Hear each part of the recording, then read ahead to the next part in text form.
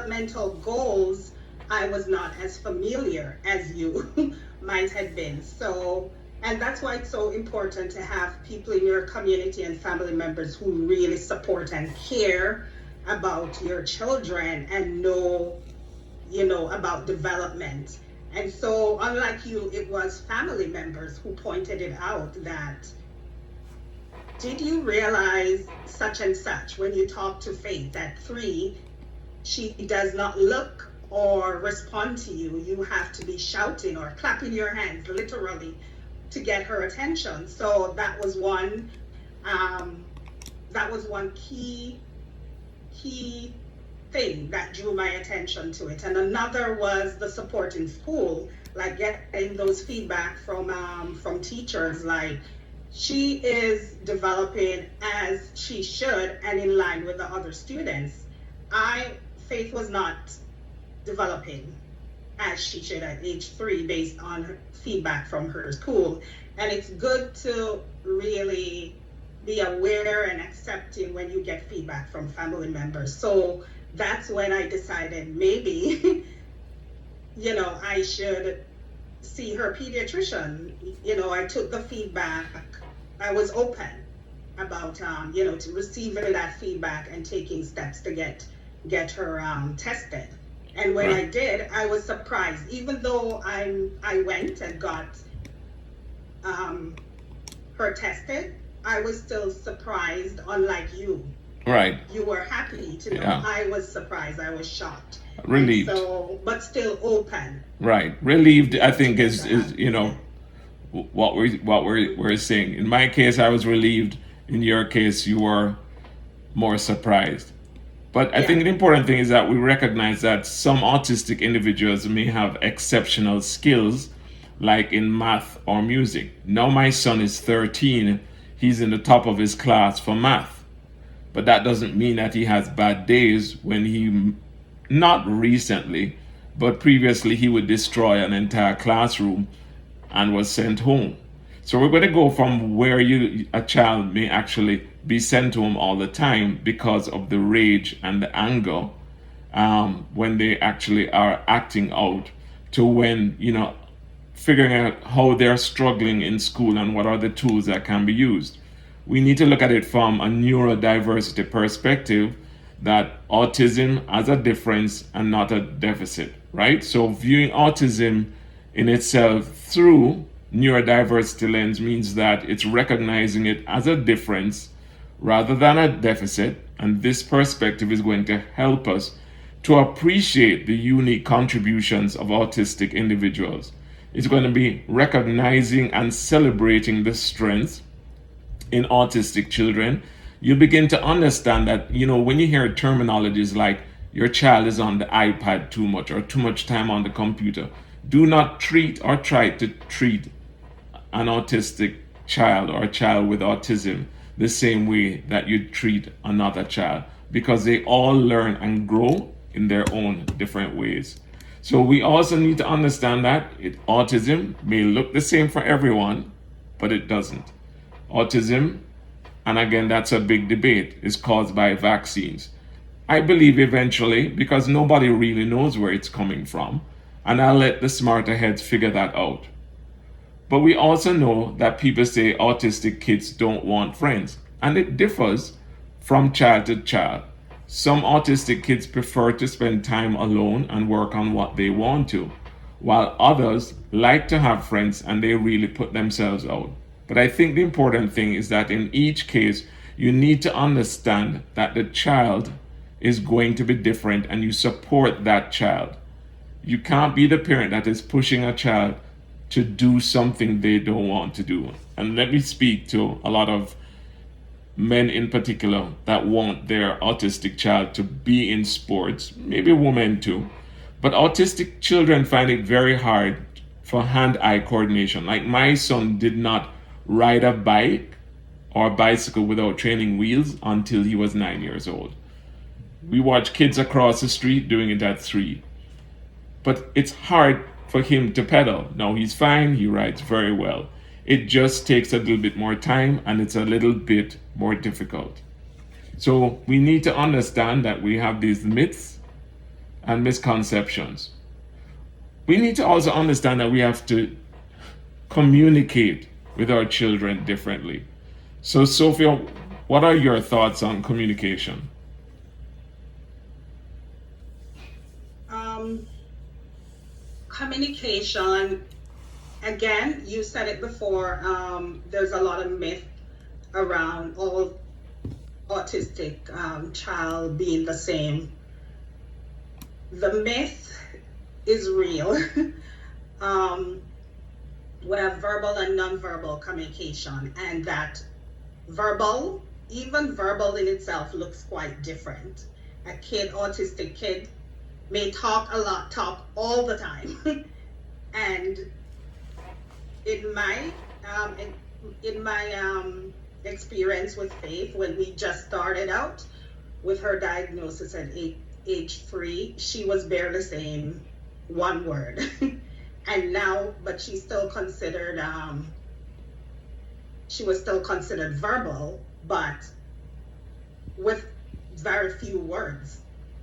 Right. So now, with therapy, speech therapy, and the help that we were able to access for her, she is now talking so much. Like, we have to literally be putting in strategies to let her know when and where and how, but still not helping her to be her unique self, but still not raining on her parade, but just trying to streamline her conversations. And so I would say your child can be diagnosed as verbal or nonverbal at age 3 or 4, but as they tap into the help that they need, their communication can change over time with help. Example, speech therapy. So being diagnosed as verbal or nonverbal doesn't mean that for their whole life, from age 3 till you die, that is going to be your diagnosis. It changes over time. And that's a thing with autism that I've learned, that diagnosis change as you tap into different therapy, speech therapy. For example, Faith, yes, she was verbal, but with music therapy, that also helped her to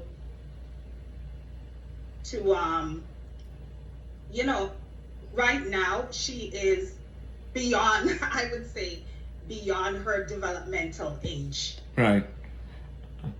So I think that's Because important. speech Yeah. therapy, Of the music therapy. This therapy is a very big and important part of it. And thanks for the comment from Mia. We appreciate your feedback there. So when we look at verbal and nonverbal communication, right, we can tell that some autistic children communicate verbally while others may use nonverbal methods or gestures, right? Some actually use devices. You have assistive and augmentative communication devices, right? So those devices, AAC devices, such as tablets with communication apps, can actually help nonverbal children express their needs and thoughts. We need to look at their body language and their alternative forms of expression.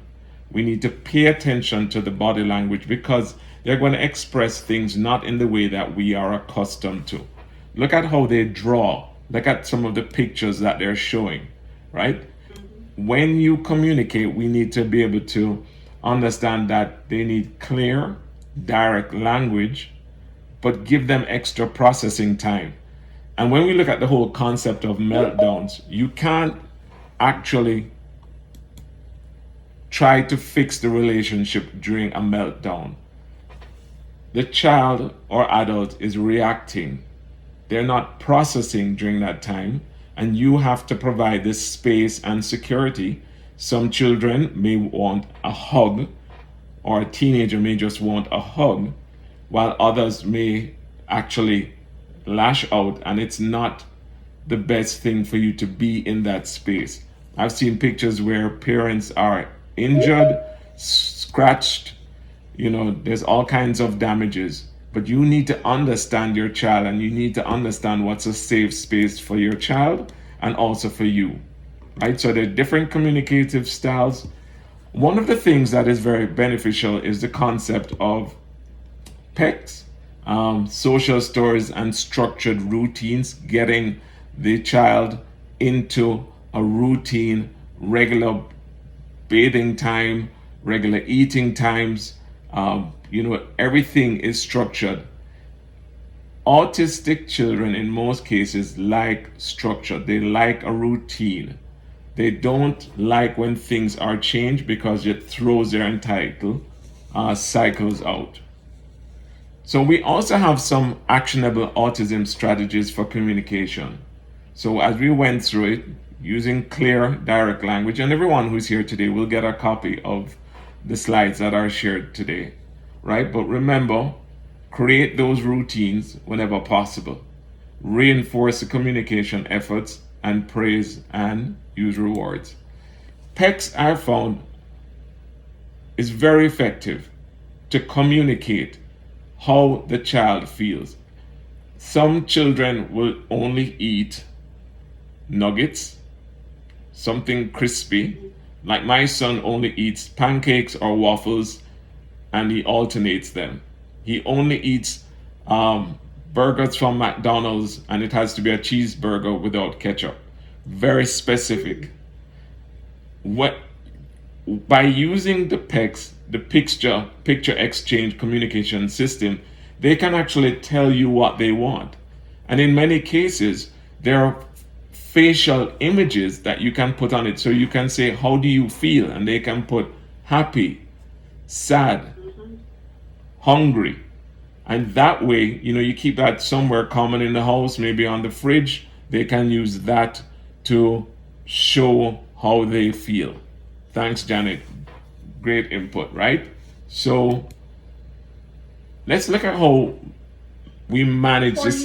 Yeah, go ahead. Before you move on, Chris, can I jump in? Sure.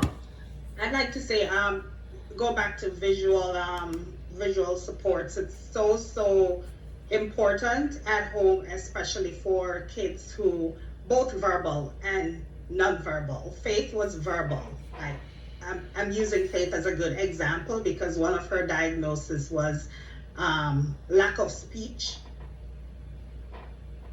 as per her developmental age. And so one of the key things with music that helped us was visual supports, visual aids at school and at home. It's great to have visual aids at home on your refrigerator, in your child's room, stuff like that. There are times when they want to express themselves with more words, but maybe developmentally delayed or speech delayed, and they'll point. It's still a mean of communication at that stage. And I think as parents or caregivers, we need to nurture that, because the more we nurture it, then it encourages them to, use one word. It could be pointing at a visual aid on the refrigerator, the bread, and they may say bread. Next time it may be, once you encourage it, I find next time it may be, I want bread or want bread. Encourage it.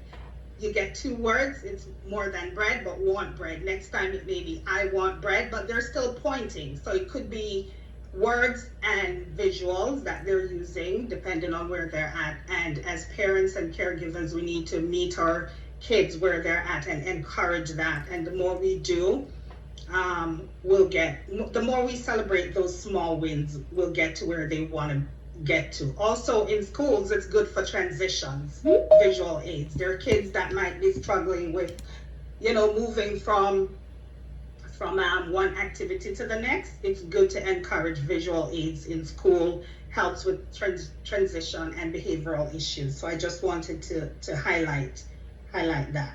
Very good points.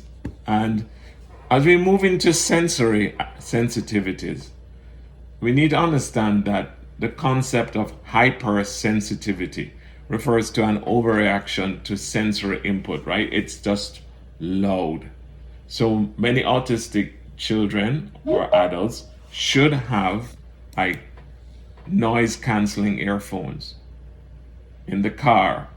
You always should have your backup version if they're flying, or traveling, that they're able to, to go to the mall. They want to be able to cancel out that sound. So it's important to have something to reduce that overwhelming or even painful sounds from loud noises, even in your home where you have a vacuum cleaner, alarms, crowded environments, it is intolerable. They may cover their ears, but they're still going to hear. So get a good set of noise canceling earphones or something that they can listen to other than those sounds. We have things like touch, certain textures like scratchy clothing or tags can cause discomfort. It's pretty amazing. I mean, my son, every shirt that you buy, as you buy it, you have to cut off the tag immediately. There is a discomfort. He has never worn jeans. Well, he tried it once, but refuses to wear jeans. Don't get into the thing that you must. Don't force it on your autistic child that they must. It's a different world for them, and it's going to be difficult. They might avoid hugs or other physical contact. Your taste, strong flavors or spices might be too intense, and bright lights or bright, vibrant colors could feel too stimulating, making them prefer dim or muted environments. Sophia, you want to touch on any thoughts that you have about sensory activities? Yeah, the way and again, this is from experience with Faith. She has hypersensitivity. When we talk about hypersensitivity, she has both actually, hypersensitivity and hyposensitivity. So hyper, think about your five senses, your sound, touch, taste, sight, and smell.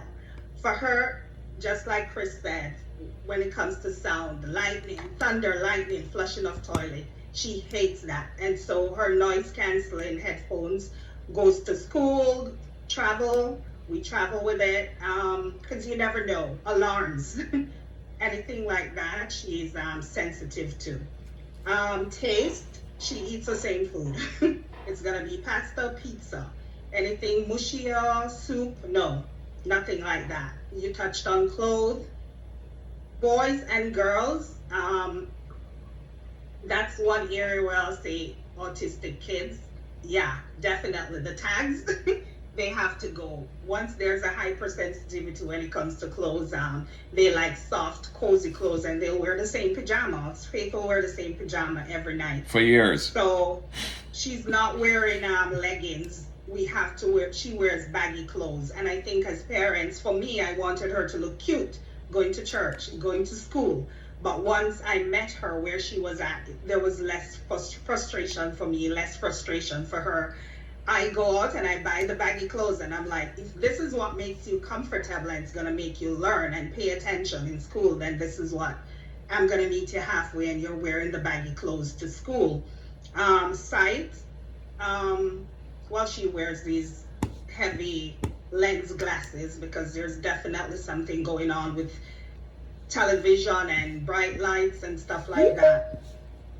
Smell, maybe not so much. I haven't come across anything that really triggers her. But when we get to hypersensitivity, so hypersensitivity is kind of more like the overreaction to these, clothes, taste and stuff, while autistic kids generally go and seek right things. Like for Faith, she will bounce off a wall. She'll jump from heights because she wants her body to jerk or shake or get that sensory feeling. So it can be if your kids struggle with hypersensitivity, we always have to be on the lookout for dangerous activities, jumping from heights, bumping on the floor, hard surfaces. Hyposensitivity, so yeah, it's underreaction to the opposite, literally, of hypersensitivity, underreaction to sound, touch, taste, sight, and smell, so that your kid may go out and seek these things. And it's just learning strategies to help them navigate, these sensory activities. For example, a good strategy for Faith and her hypersensitivity, we use weighted blankets just to calm her at nights when she's sleeping. Yes, weighted blankets You are can a very good way. Yeah. apply pressure. Yeah, weighted blankets are definitely a good way.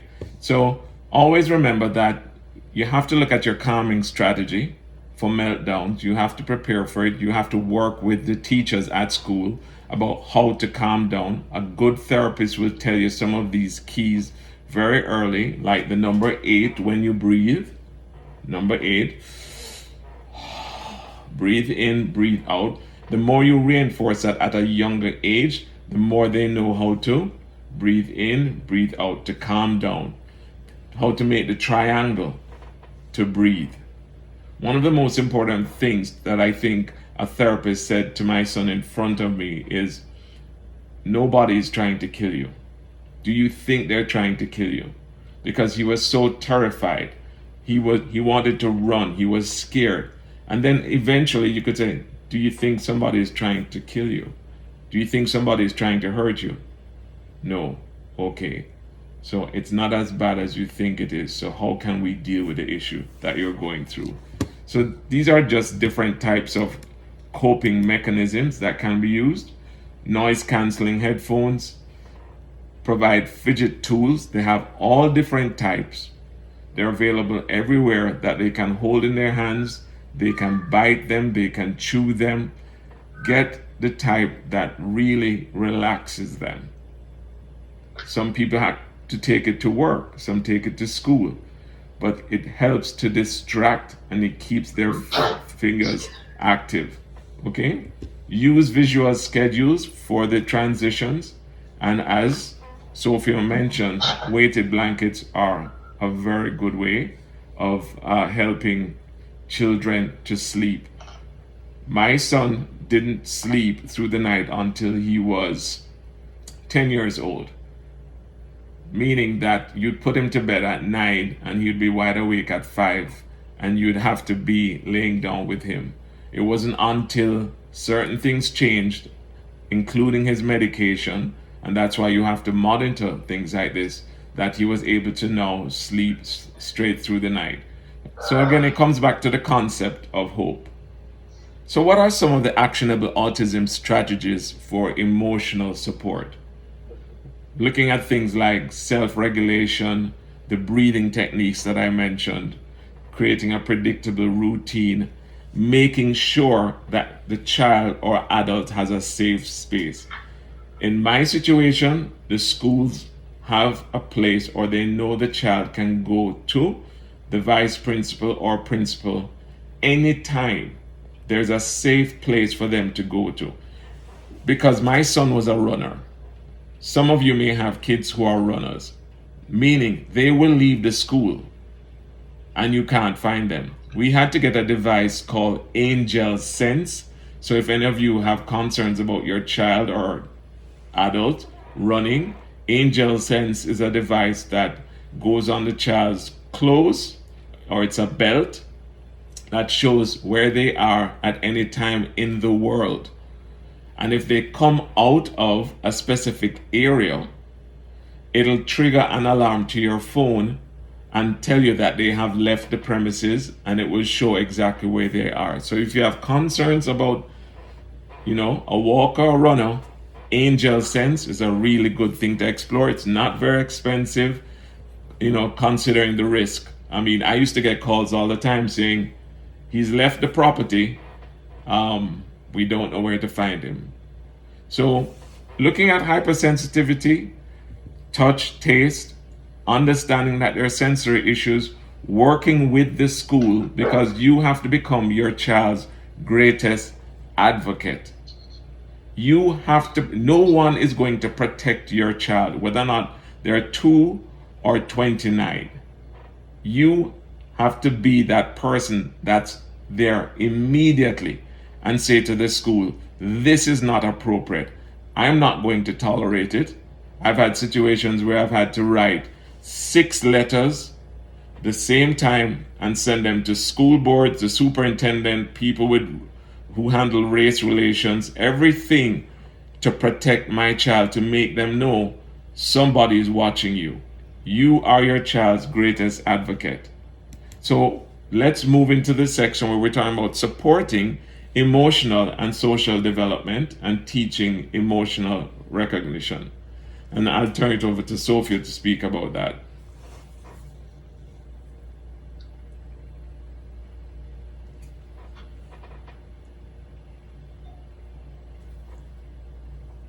Sorry. Okay.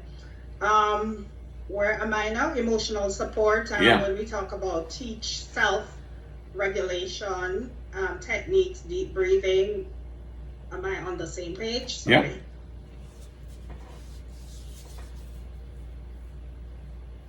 Give me 1 second there.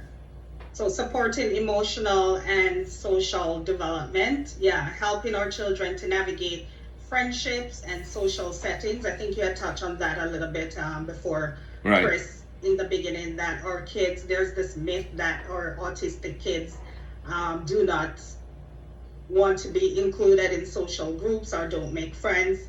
That's a total myth. I think I even see one of my friend online here that Faith hangs out with their family quite often, and she looks forward to those play dates and things. So we need to help our autistic children navigate relationships at school, in the home with the family, our own families, in the home or outside the home, at school, in different social settings, at churches, and encourage confidence and self-advocacy. And so, helping our children to understand and express emotions are just so important. Encouraging them when they do as well. If we see every autistic parent want their child to be accepted in our social group, and sometimes our children mask especially if they're aware of their autistic behavior. So, because some parents don't introduce the conversation to their kids until they're of certain ages. And I do say, as an experienced autistic parent, I say introduce the conversation little by little and as much as they can handle it. You don't have to give it to them all at once, like you're autistic and you're different and you're unique and you're special, and some kids will treat you different, but they need to know as much as they can handle at different times so they can navigate, school environment, church environment, different social groups.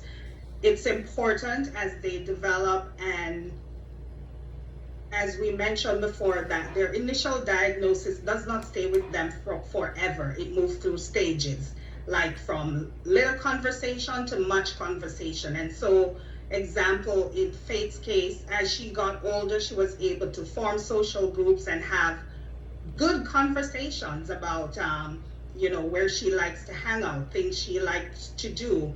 And so she will form social groups, friends at school with kids who enjoy same activities, like going to the movies and sharing. And so as parents, we have to encourage positive social interactions in these structured settings, teaching social skills to them little by little at home and at school. Encourage it at school through, storytelling and modeling for them. Right. Like at home, they will come to you at home and maybe give you examples of things that happen at school today. We have to model to them, good behaviors and acceptable behaviors and not so good behaviors. Maybe kids that they consider friends may not accept them the way they want to be accepted. We still have to model that, to our autistic kids, to let them know that it's okay. You still have to try to be friends and display appropriate behaviors. Very true. Build self-confidence and self-advocacy in our kids. We are their first line of defense, so we have to speak confidence into them, let them know they're unique but special and gifted, and they have the ability and courage to be who they are meant to be. Very true. And I think what we go through as parents is, how do we cope as a parent of an autistic child? So, yes, you should educate yourself about autism, get involved. It's not something that's going to go away. It's not something that the child is going to just forget about it one day and just wake up that the child is no longer autistic. It doesn't work that way. The more you invest yourself and your time is the easier that it becomes. We know that there are extreme cases of, parents being bitten, scratched, outright brawls that are happening. And we sympathize and we empathize for all of those parents. There are tools to help. My suggestion is behavioral therapy as early as possible will help. It's amazing to see a child go from age 7. My son would go into the therapist's office and literally bang his head on the wall nonstop, to a child that I'll pick up from school today, and it's like a regular teenager. And we're having fun, and we're looking forward to going to a Minecraft movie on Friday, and popcorn. It is possible with the right therapist, with the right psychiatrist who is administering the correct type of dosages. There are changes that can come about. It may not be perfect in your eyes, but it's not about you. It's making it better for the child or the adult. So practice patience and celebrate the small milestones. Do not be confrontational with the child. Learn to accept what they're trying to say. Learn to let them breathe. Let them communicate with you in the way that you think would help the child, not you first. You're not going to change the way that they are, but understand you need to prioritize your self-care to maintain emotional well-being. So we still need to understand that family, friends, and your community relationships, we need to educate family members about autism. We need to go past the myths that some people have about your child, saying nothing is wrong with the child just misbehaving, or the child needs to be disciplined, right? Everybody wants to be an expert about your child. We need to encourage open communication to strengthen support, and we need to advocate for inclusivity in schools and community activities. Connect with other parents. Build a strong support system. Can I touch on, you briefly touch on prioritizing self-care Right. as a coping strategy for parents.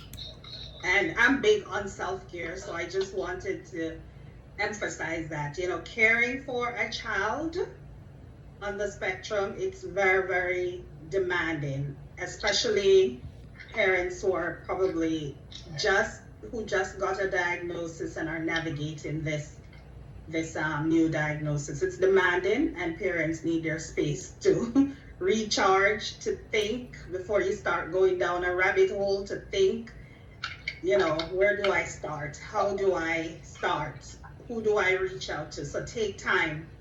Remember your hobbies as a parent, practice your own mindfulness. In addition to teaching the child how to practice mindfulness, when you get there with the child, you need to practice your own self-care, mindfulness, relaxation techniques, because burnout is real, especially in the type of world we're in now, where so much is going on. So seeking respite as well, respite care. And as Chris will share resources later, how to access maybe funding, some of the resources where you can go to and access funding when you have a diagnosis. Use some of those funding for respite care, for your child. Lean on trusted families. We don't like to ask for help, but with autism, we need community. We need help. Accept help. Ask for help. Accept help from family, from friends, to ensure that you are emotionally well too as a parent. Very, very true.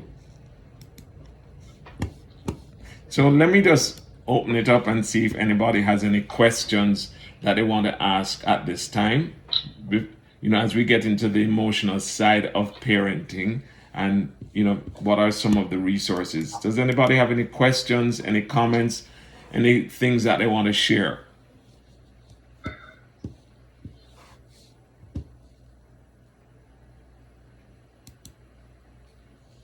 Hi, good afternoon. Jermaine here.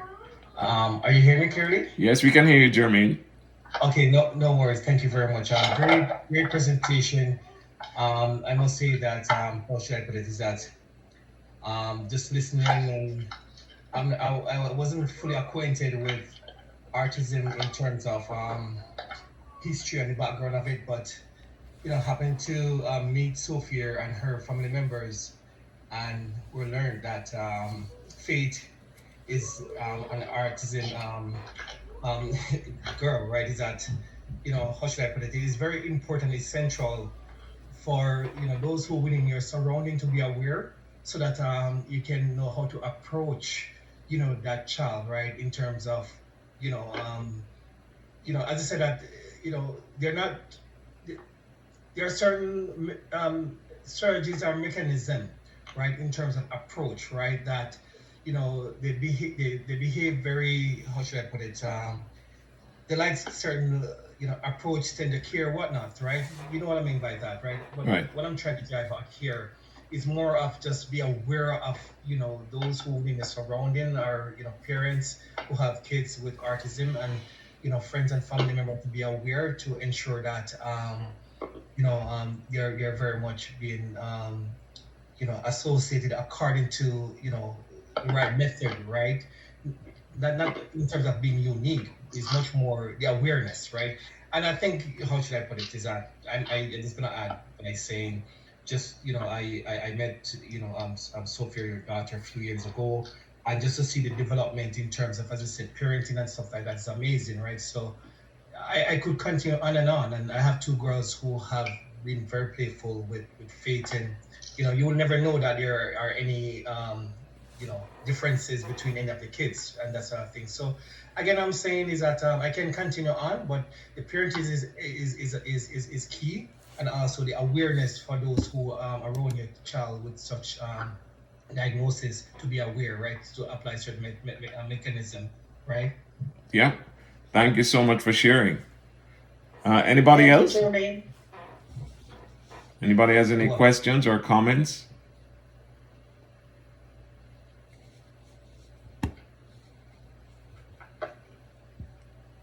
Okay. Well, let's talk about navigating. Did somebody have something to say?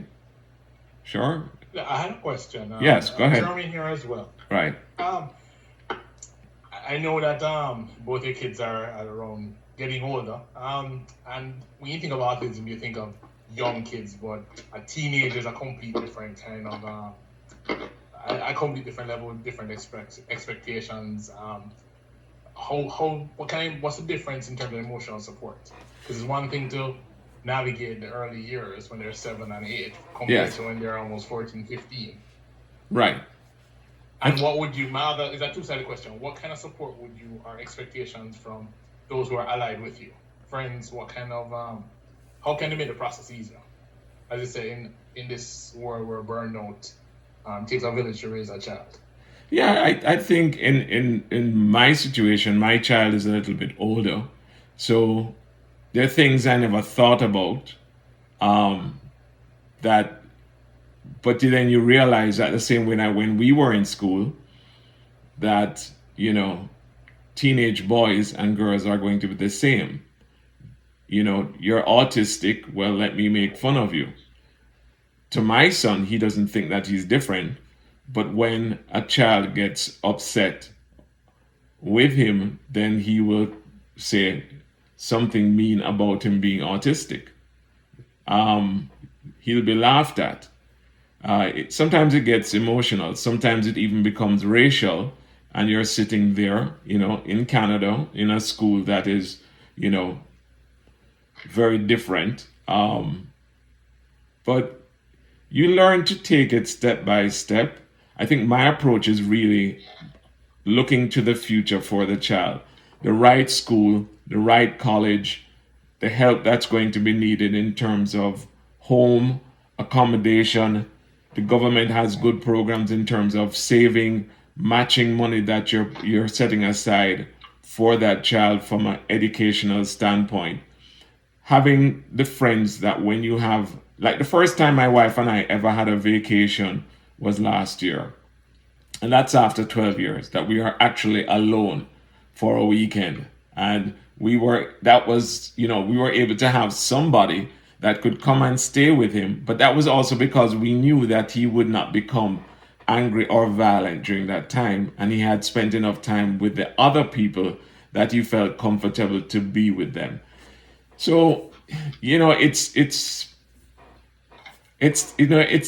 day by day. It does take a village, but the fact is, I've known you and I've known Sophia practically longer than I've known my son, right? And it's the same thing in the neighborhood. Even though we're both now thousands of miles apart, our neighbors are like here and they're ready to support too.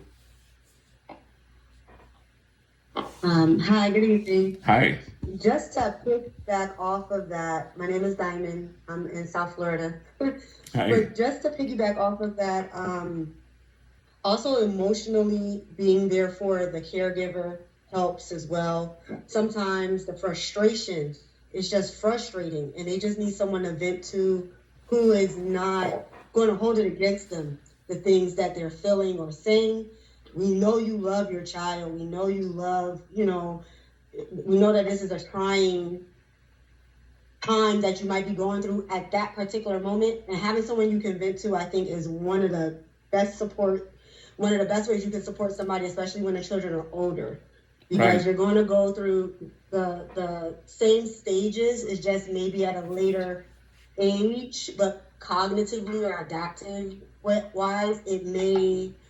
Like that child may be 18 in age, but acts like a 13-year-old. Oh, yes. And so being the support to that caregiver can also help with that self-care, that mindfulness, being able to say, hey, I'm gonna come in for an hour and just sit here while you go out and do whatever it is you need to do to take that breath. So I think that side of the village is also necessary. And I think we also have to share that with our friends.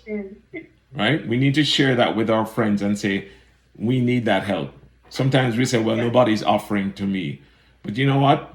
Think about your child, think about yourself, and put it out there that would you be able to assist? It's better to find out what a true friend or what you think a true friend really is. Just put it out there, right? Go ahead. I think somebody else was saying something. Great feedback. That was from, was it Diamond? Yeah. Yes, and I just wanted to say one more time that this was a great presentation. Thank you so much for putting this on. I hope you do it again and maybe we can spread it further out, but excellent content.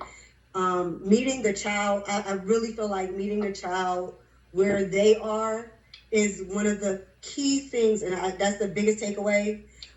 Because you may say, hey, I want you to do this, or I want you to look this way, or I want you to do this thing, but that child may not yet be ready, but when they do, it's going to be such a beautiful day when you see them at some point reach what level they need to be at. So just thank you again. Fantastic. And I just want to remind you, everyone, that some of the tools are for IEPs. Make sure your schools are using IEPs for your children to give them the support, right? That's a very powerful tool to help them in their journey at schools. Please go ahead. Anybody else? So we know change is coming. There's a brighter day. There's earlier diagnosis and screening. There is expanded access to therapy. There are tools that are available like behavioral therapy. The earlier that you can get it done, do it. Don't ignore it, right? There's greater educational support. You can hold your schools to the standards that have been assigned by the government. You can focus on neurodiversity and acceptance. There's advancements in assistive technology much more employment opportunities. My son does coding. He's been doing coding for over a year, and I'm trying to get him to stick with things he likes. So graphics combined with coding means, and he likes drama, means that he could probably make animated cartoons or games, right? Keep them on a path that they enjoy so that they are not distracted in the work or the studies that they're going to be doing in the future. Sophia, any thoughts? I really like the slide about new hope because I'm all about hope and positivity. I look at every problem from a solutions base, and I think why we're so successful in getting Faith to where she's at is because of the community that we have around us, including you, Chris, and the two Germains here, and I don't know who else is here, and their family.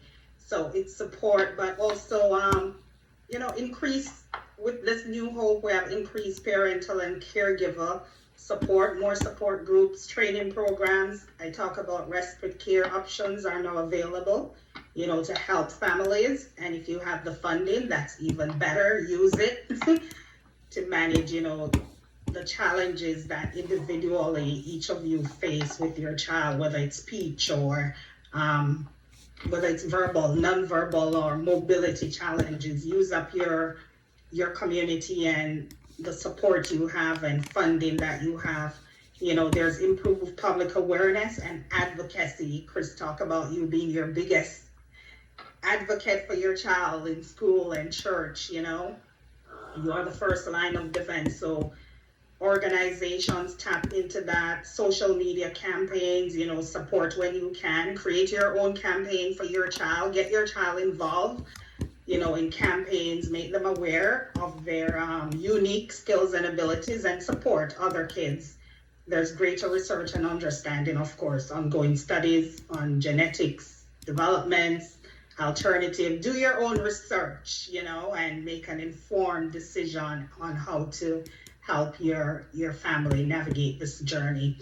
But also, when we did get our diagnosis at age 3, if there's somebody on this on this podcast that just got a diagnosis or going for a diagnosis, I think one of the thought that has stuck with me until today from our pediatrician was, your child is the same child that you love and know the minute before I gave you the diagnosis. So think about your child a second before I told you what the diagnosis was. It's the same child that you love and care for, and you should really remember that and love and care for them the same way.